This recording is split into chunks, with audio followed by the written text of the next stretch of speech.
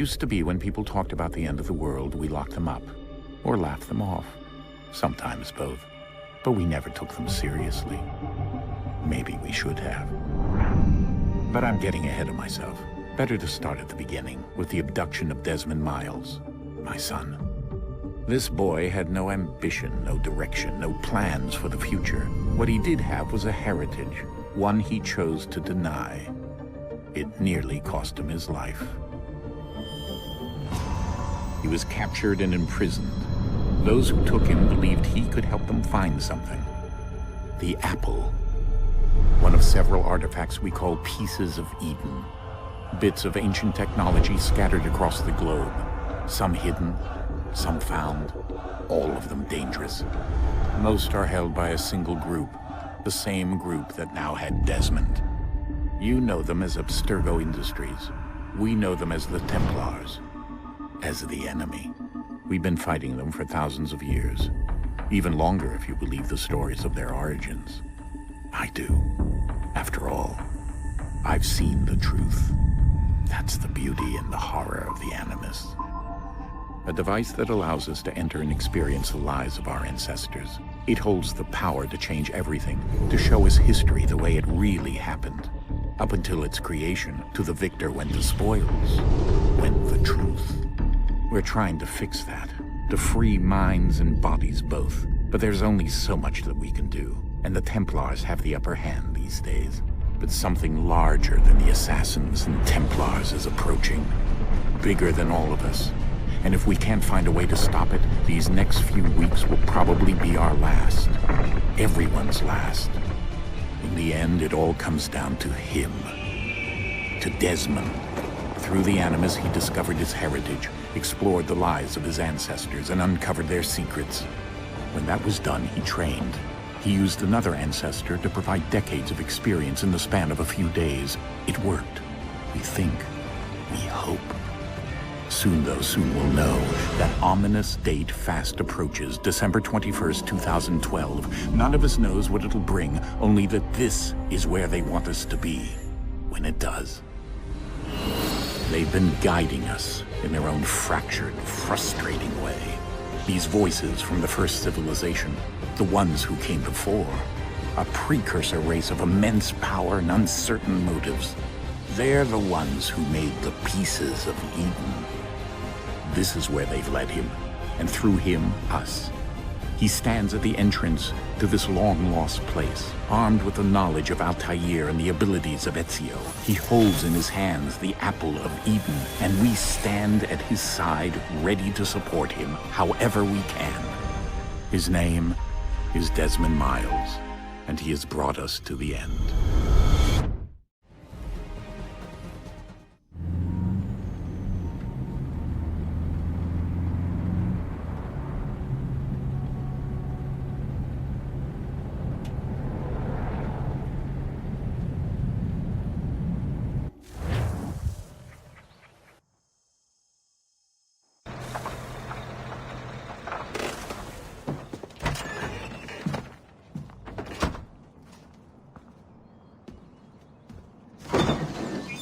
We're here.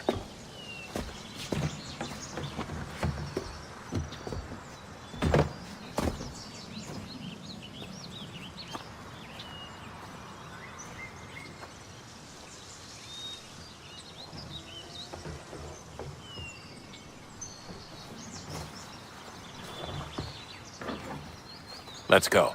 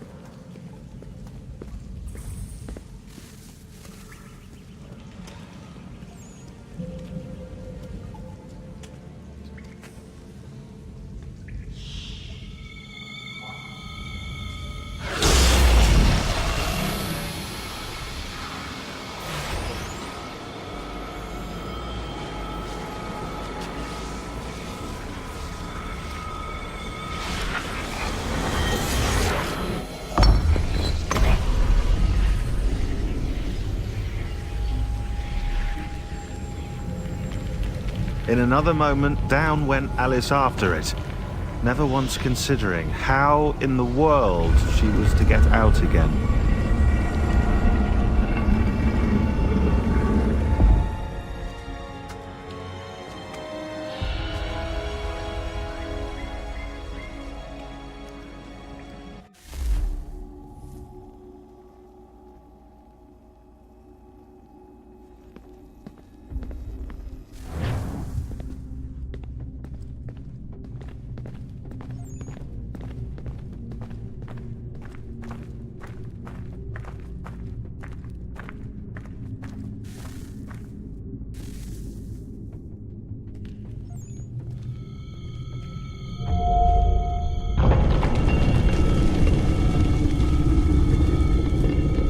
I think we're here.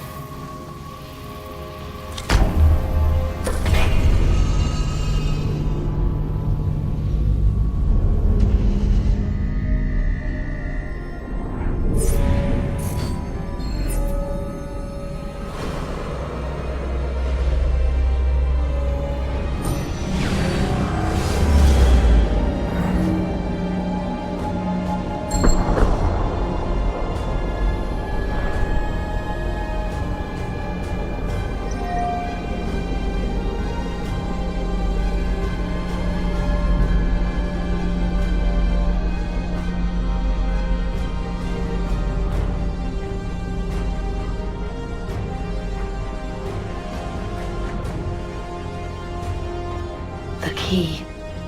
You must find the key. Son? Sir.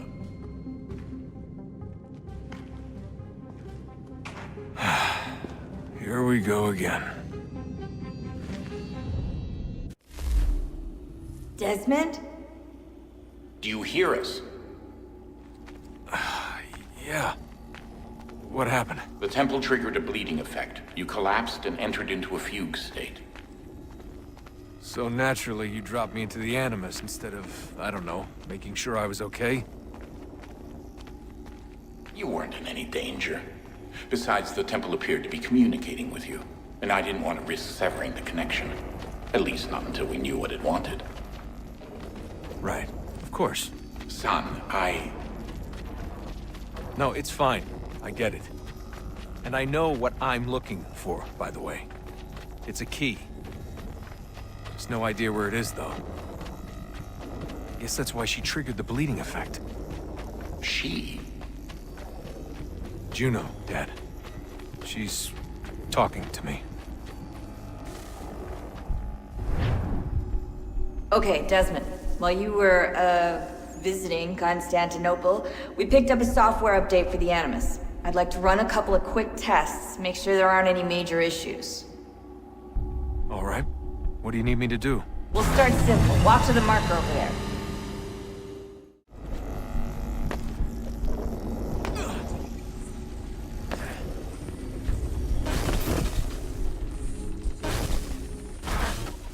Synchronization levels look good now. We should be able to build the world. Time to find out what the temple wants from you.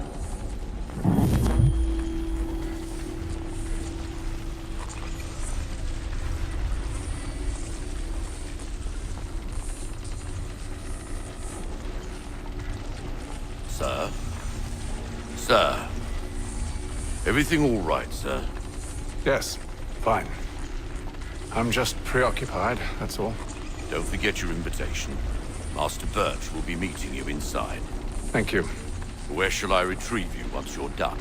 Front of the Opera House. And be quick about it. Don't expect to be here long. I'll bring her round at once.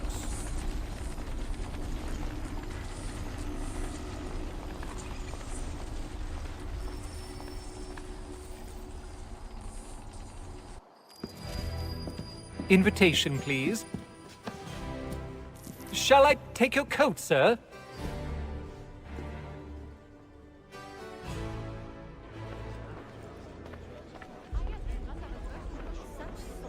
Ladies and gentlemen, you are requested to kindly find your seats.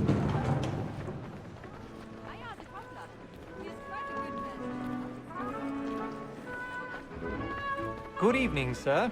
This way, please.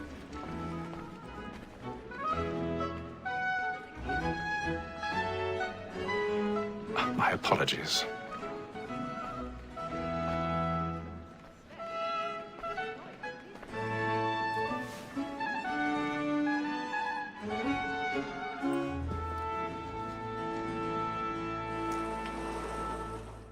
Evening, Haytham. Reginald?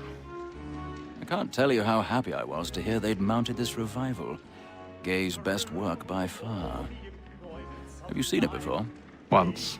My father brought me here as a child. Though I remember little of it. I don't suppose tonight will afford me the luxury of a proper viewing either. No, I'm afraid it won't. On to business, then. Do you see him? The statesman, because he's so great, thinks his trade as honest as mine. He's seated in one of the boxes above. The stairs are watched. You'll need to find another way up. So is mine. Like me too, he acts in a double I already have. both against roads and for them. For 'tis but fitting that we should protect and encourage cheats, since we live by 'em. Sir, Black Mall had sent word of trial comes on in the afternoon, and she hopes you will order matters. 1,000 pardons.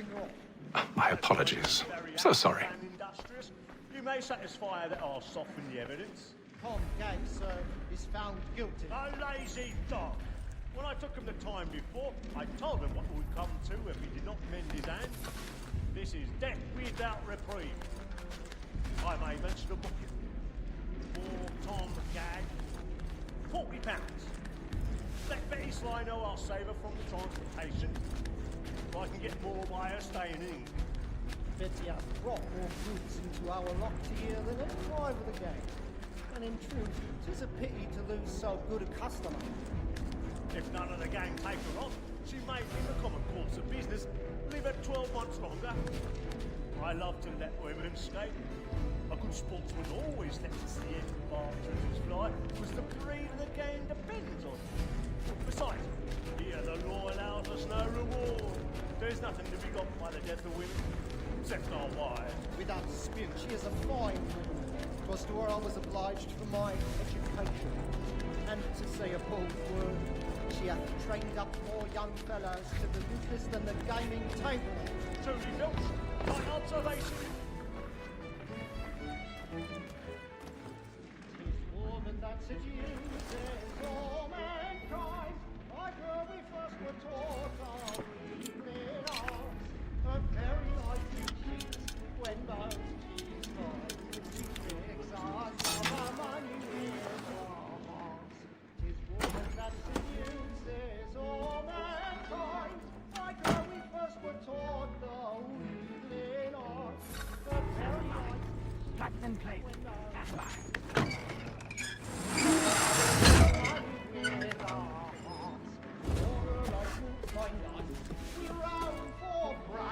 I've got a bit of stage fright. A little Dutch courage will put a bloom in your cheek.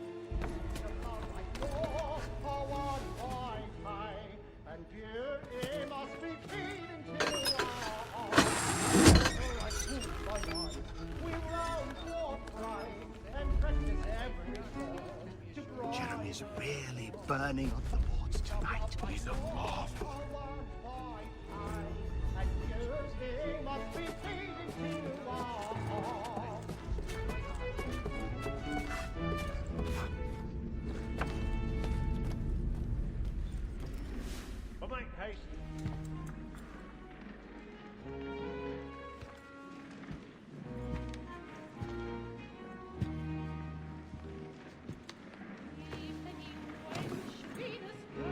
Haytham. You should have come to me. We would have found another way. Yes. But then you would have known. For what it's worth, I'm sorry. As am I.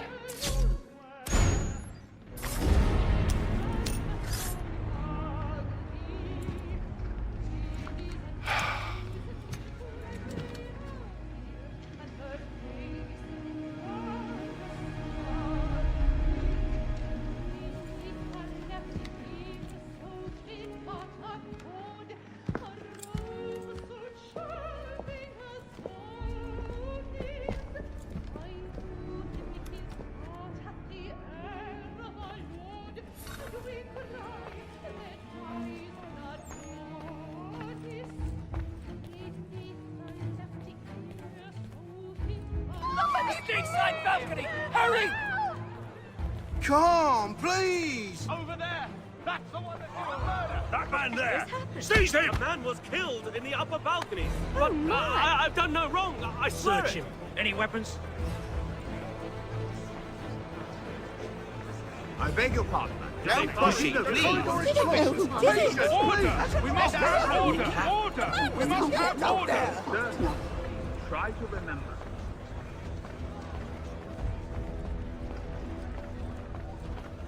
Peace, It friends! happened Right, no right peace! now. What are those men doing? about. I'm staying where it's safe. Peace, friends! There is no danger! Imbecile!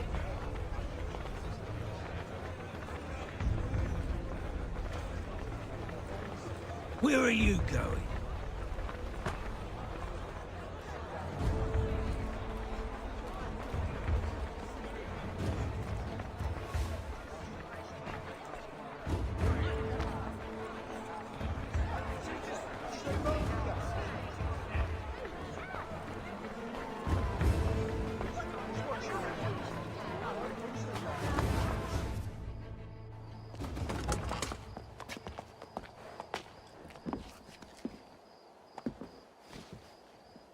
And how was the opera? Rather dull, truth be told.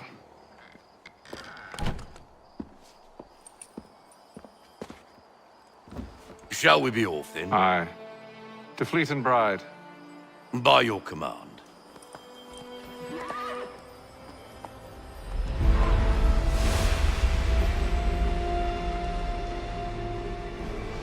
Fascinating.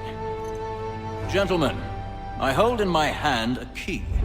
And if this book is to be believed, it will open the doors of a storehouse built by those who came before. Ah, yes. Those who ruled, reigned, and vanished from the world. Do we know what it is that will be held within? It could contain certain knowledge. Perhaps a weapon, or something as yet unknown, unfathomable in its construction and purpose. It could be any of these things, or none of them. They are still an enigma, these precursors. But of one thing I am certain. Whatever waits behind those doors shall prove a great boon to us all. Or our enemies, should they find it first. They won't. You've seen to that. I assume you know where this storehouse is? Ah, Mr. Harrison. Gentlemen, How fare your calculations? I believe the site lies somewhere within this region. That's a lot of ground to cover. My apologies. Were that I could be more accurate. That's all right. It suffices for a start. And that is why we've called you here, Master Kenway. We'd like for you to travel to America, locate the storehouse, and take possession of its contents. I'm yours to command, although a job of this magnitude will require more than just myself. Of course. Upon this paper are the names of 5 men sympathetic to our cause. Each is also uniquely suited to aid you in your endeavor. With them at your side, you will want for nothing. Well, then I'd best be on my way. I knew our faith in you was not misplaced. We've booked you passage to Boston. Your ship leaves at dawn. Go forth, Haytham, and bring honor to us all.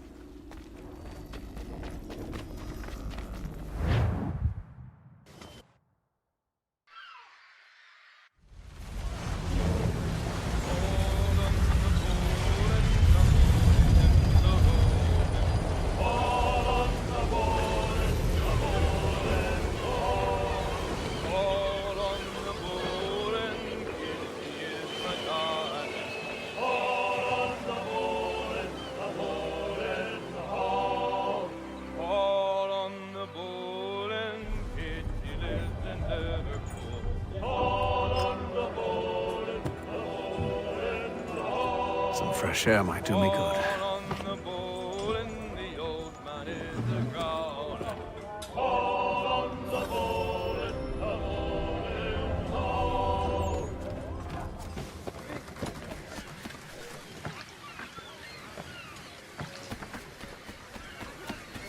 And then all will be well. You sure about that? Of course. Have I ever led you astray? Nah. Though you don't sit right with the others. Have faith, my friend. You'll see. Well, well.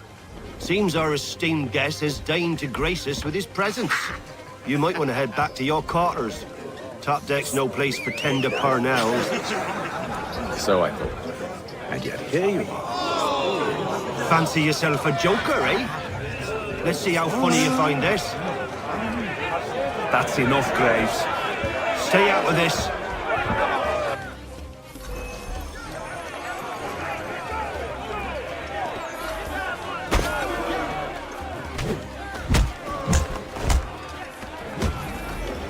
Listen to this, Hector. Thinks he can swagger on up here and declare himself king of the castle. Please, fellas, call this off. If the captain sees us... To hell with the captain. And to hell with you, Mills. Whose side you on, anyway?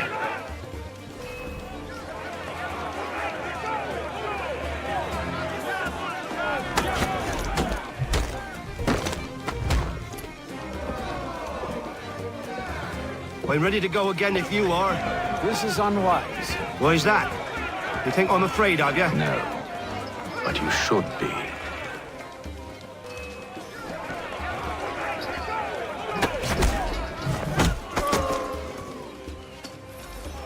Do you yield? Never! How do you like these odds?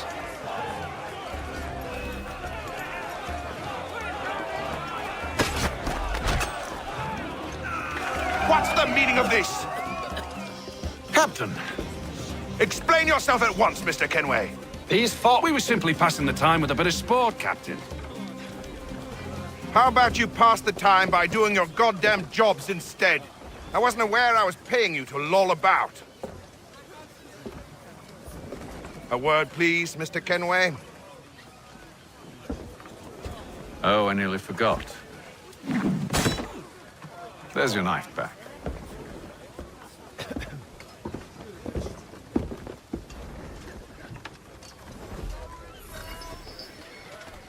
I don't care for you, Mr. Kenway.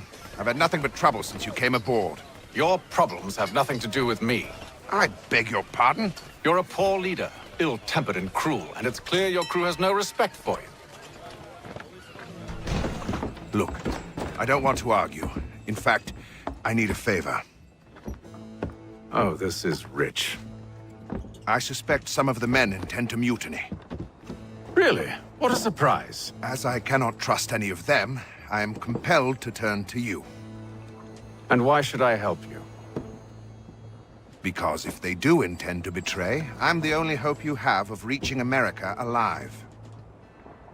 Well, what will it be? If what you say is true, what other choice do I have? Thank you. But let me be clear. Should you ever dare to insult or threaten me again, I'll not hesitate but to cut off your head myself. Are we understood? Excellent.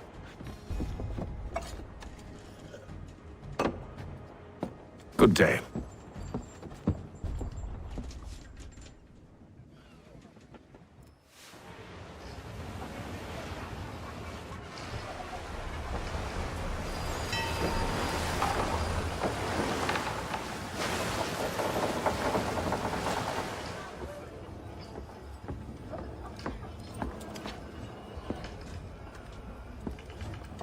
Mr. Kenway. Captain? Whatever they're up to, I believe it's coming to a head. I'd best get to work.